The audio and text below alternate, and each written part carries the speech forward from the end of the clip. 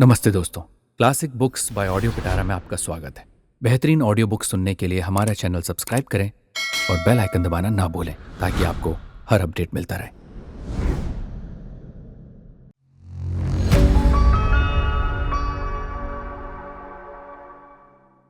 कहानी चित्र मंदिर, जय शंकर प्रसाद। प्रकृति तब भी अपने निर्माण और विनाश में हंसती और रोती थी।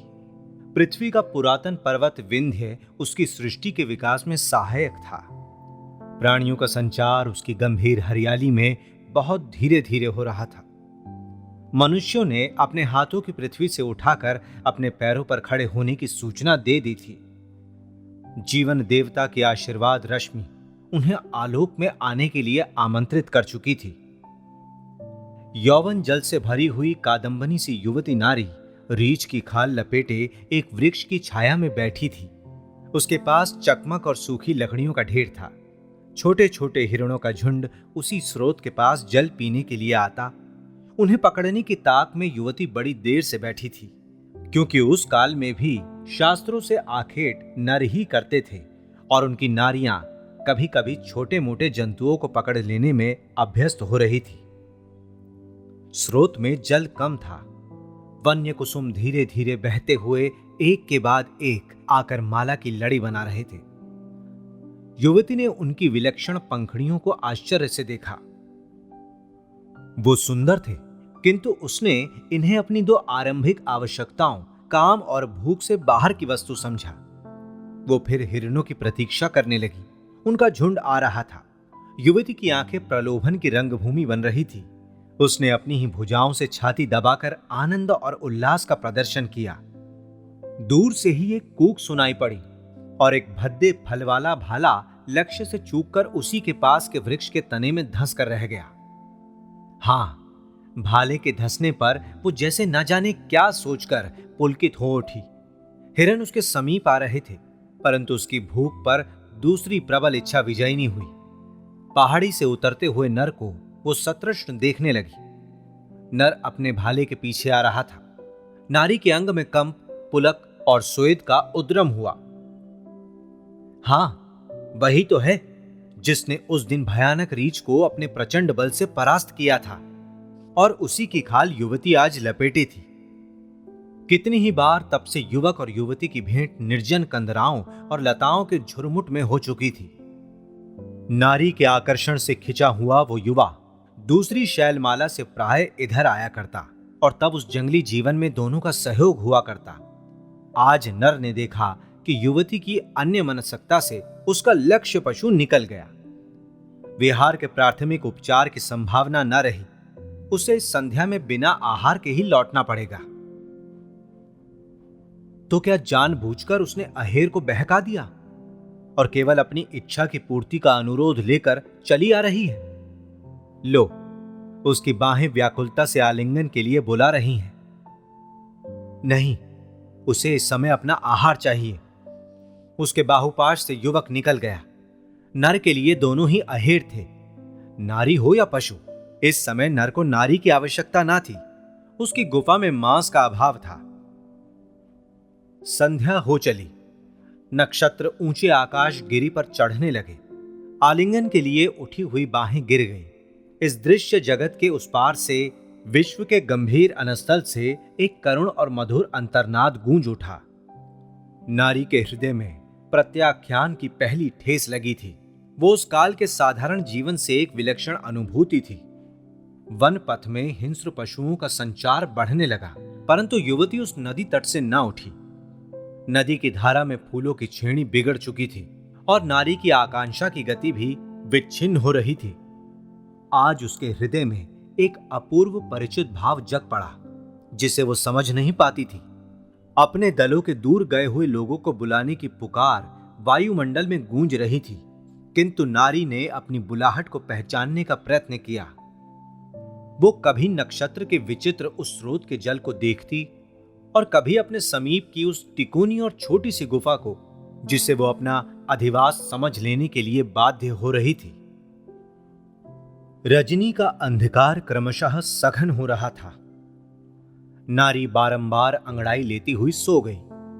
तब भी आलिंगन के लिए उसके हाथ नींद में ही उठते और गिरते थे। जब नक्षत्रों की रश्मियां उज्जवल होने लगी और वो पुष्ट होकर पृथ्वी पर परस्पर चुम्बन करने लगी, तब जैसे अंतरिक्ष में बैठकर किसी ने अपने हाथों से उनकी डोरियां बट दी और उस पर झूलती हुई 2 देव कुमारियां उतरी। एक ने कहा, सखी विधाता, तुम बड़ी निष्ठुर हो। मैं जिन प्राणियों की सृष्टि करती हूं, तुम उनके लिए अलग अलग विधान बनाकर उसी के अनुसार कुछ दिनों तक जीने, अपने संकेत पर चलने और फिर मर जाने के लिए विवश कर देती हो। दूसरी ने कहा, धाता, तुम भी बड़ी पगली हो। यदि समस्त प्राणियों की व्यवस्था एक सी ही हो जाती तो तुम्हारी सृष्टि कैसे नीरस होती और फिर यह तुम्हारी क्रीड़ा कैसे चलती। देखो ना, आज की ही रात है। गंधमादन में देव बालाओं का नृत्य और असुरों के देश में राज्य विप्लव हो रहा है। अतलांत समुद्र सूख रहा है।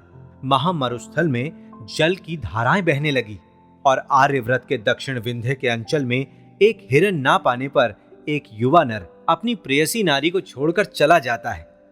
उसे है भूख, केवल भूख। धाता ने कहा, हां बहन, इन्हें उत्पन्न हुए बहुत दिन हो चुके, पर ये अभी तक अपने सहचारी पशुओं की तरह रहते हैं। विधाता ने कहा, नहीं जी, आज ही मैंने इस वर्ग के एक प्राणी के मन में ललित कोमल आंदोलन का आरंभ किया है। इनके हृदय में अब भावलोक की सृष्टि होगी। धाता ने प्रसन्न होकर पूछा, तो अब इनकी जड़ता छूटेगी ना? हां, बहुत धीरे धीरे। मनोभावों को अभिव्यक्त करने के लिए अभी इनके पास साधनों का अभाव है। धाता कुछ रूठ से गई। उसने कहा, चलो बहन, देव नृत्य देखें। मुझे तुम्हारी कठोरता के कारण अपनी ही सृष्टि अच्छी नहीं लगती। कभी कभी तो ऊब जाती हूं। तो चुपचाप बैठ जाओ, अपना काम बंद कर दो, मेरी भी जलन छूटे। धाता ने खिन्न होकर कहा, अभ्यास क्या एक दिन में छूट जाएगा बहन? तब क्या तुम्हारी सृष्टि एक दिन में स्वर्ग बन जाएगी? चलो, सुर बालाओं का सोमपान हो रहा है, एक एक चषक हम लोग भी लें। कहकर विधाता ने किरणों की रस्सी पकड़ ली और धाता ने भी। दोनों पेंग बढ़ाने लगी। ऊंचे जाते जाते अंतरिक्ष में वो छुप सी गई। नारी जैसे सपना देखकर उठ बैठी। प्रभात हो रहा था। उसकी आंखों में मधुर स्वप्न की मस्ती भरी थी। नदी का जल धीरे धीरे बह रहा था। पूर्व में लाली छिटक रही थी। मलयवात से बिखरे हुए केशपाश को युवती ने पीछे हटाया। हिरणों का झुंड फिर दिखाई पड़ा। उसका हृदय संवेदनशील हो रहा था। उस दृश्य को निस्पृह देखने लगी। उषा के मधुर प्रकाश में हिरणों का दल छलांग भरता हुआ स्रोत लांघ गया, किंतु एक शावक चकित सा वहीं खड़ा रह गया। पीछे आखेट करने वालों का दल आ रहा था। युवती ने शावक को गोद में उठा लिया। दल के एक और लोग तो स्रोत के संकीर्ण तट की ओर दौड़े, किंतु वो परिचित युवक युवती के पास चला आया। नारी ने उसे देखने के लिए मुंह फिराया था कि शावक की बड़ी बड़ी आंखों में उसे अपना प्रतिबिंब दिखाई पड़ा। क्षण भर के लिए तन्मय होकर उन निरीह नयनों में नारी अपनी छाया देखने लगी। नर की पाशव प्रवृत्ति जग पड़ी। वो अब भी संध्या की घटना को भूल न सका था। उसने शावक छीन लेना चाहा। सहसा नारी में अद्भुत परिवर्तन हुआ। शावक को गोद में चिपकाए जिधर हिरण गए थे, उसी ओर वो भी दौड़ी। नर चकित सा खड़ा रह गया। नारी हिरणों का अनुसरण कर रही थी।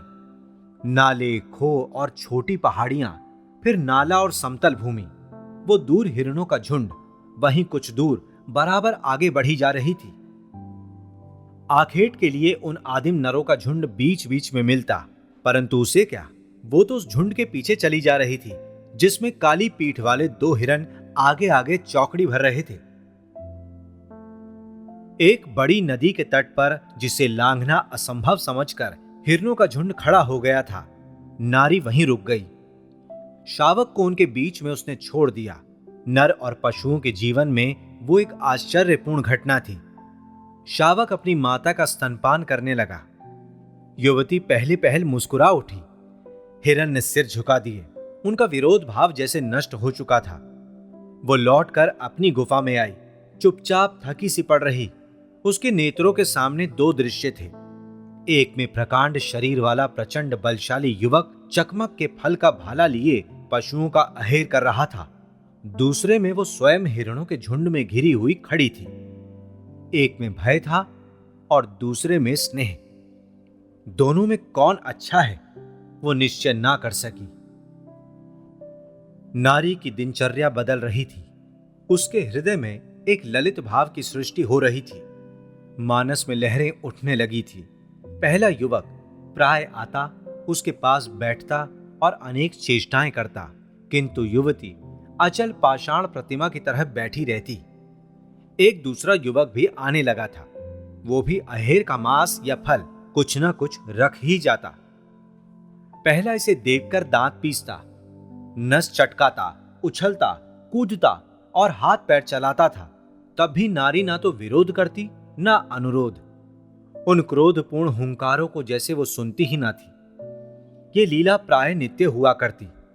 वो एक प्रकार से अपने दल से निर्वासित उसी गुफा में अपनी कठोर साधना में जैसे निमग्न थी। एक दिन उसी गुफा के नीचे नदी के पुलिन में एक वराह के पीछे पहला युवक अपनी भाला लिए दौड़ता आ रहा था। सामने से दूसरा युवक भी आ गया। उसने अपना भाला चला ही दिया। चोट से विकल वराह पहले युवक की ओर लौट पड़ा, जिसके सामने दो अहेर थे।